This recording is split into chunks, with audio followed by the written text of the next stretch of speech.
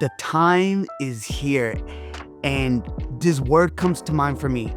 The GOAT was an acronym, the greatest of all time. So many of you may think sports.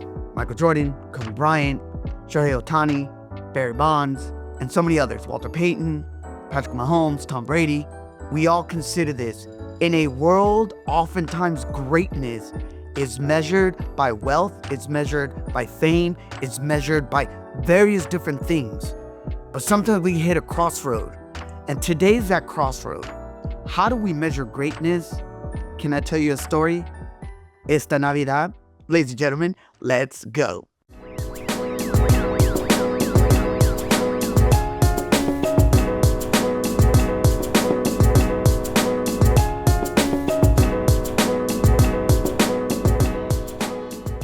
All right, what is up, ladies and gentlemen? Feliz Navidad. I'm your host, Noan El Boricua, and this is Fio Pasión, where we immerse ourselves dentro de la cultura, we grow in our faith, and como siempre, we make those conexiones. And I hope that if you find this video a blessing, if you find this video that it can inspire someone else, yo, can you do me a favor?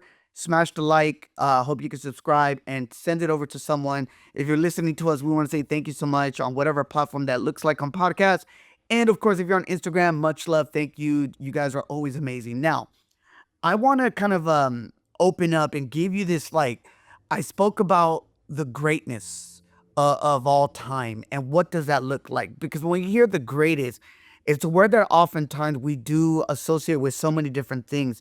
Dentro de nuestra cultura, it tends to just like it just bombards us at times to really understand these images of greatness.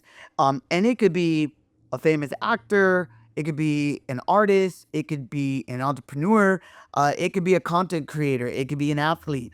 But I think a lot of times, as I wrote here, in this pursuit of just being seen, famous, rich, whatever that looks like, to be great and have success, I think we overlook a deeper and more meaningful understanding when I hear of greatness. And what do I mean by that? What if true greatness is actually in a very humble context? Whoop! Let me dissect this for you, okay? I'm gonna read this. It says, "Consider the life of Jesus Christ, who is often regarded as the greatest individual to walk on this earth. Born in the humble settings, and he never sought out wealth or worldly acclaim. Instead, his greatness was rooted in his, hear me out, hear me out. It was rooted in his service, love, and humility. And in the story, God chose shepherds to announce his birth. And this teaches us that true greatness often arises from the simplest and most humble circumstances," end quote. That's a lot to process. Give me a second. What do I mean?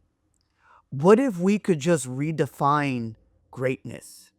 What if we could redefine success esta Navidad?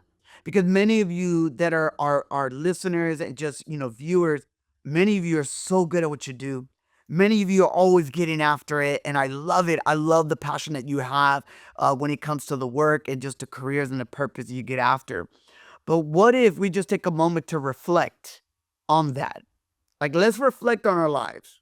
Are we chasing what the world deems the definition of success? Or are we going after what God considers success? Because if there's anyone that knows this best, it's God himself. I think for me, my hope is that we understand that in the birth of this baby Jesus, esta Navidad, that the greatness was initiated by this divine calling. And it reminds us that true greatness doesn't come from ourselves, but it comes to always understanding God's will for us. Do you know that will? Do you know that God has called you to do some great and dope stuff? Look, my hope durante esta temporada, during this season, especially today being Navidad, my hope is that you can embrace that spirit of greatness. I want you to embrace, as we're going into the new year, what God has called you to do. And look, it can be so simple. See, greatness isn't defined in the rich or in the wealth. is divine in the purpose and your love and service to others. It could be opening the door. It could be paying for someone's coffee. It could be making someone some breakfast, lunch, or dinner. It could be something so small. My hope is that you understand that you have been called and challenged esta Navidad to not only understand this story and the birth of a humble beginnings in Jesus, but that you understand that there are humble beginnings for you and me as well. My hope is that we can focus in what that purpose looks like. See, this baby Jesus was born with a purpose. We'll go down the road later for that. But can I just remind you that you and me were born with purpose. And it's gonna look a lot different than what the world might define it. Don't measure yourself to the world's standards. We've heard it, right? Ain't nothing new to you. My hope is you understand you have a calling, you have a purpose, live it out, love, serve. But hey, do me a favor though, because this is the coach in me.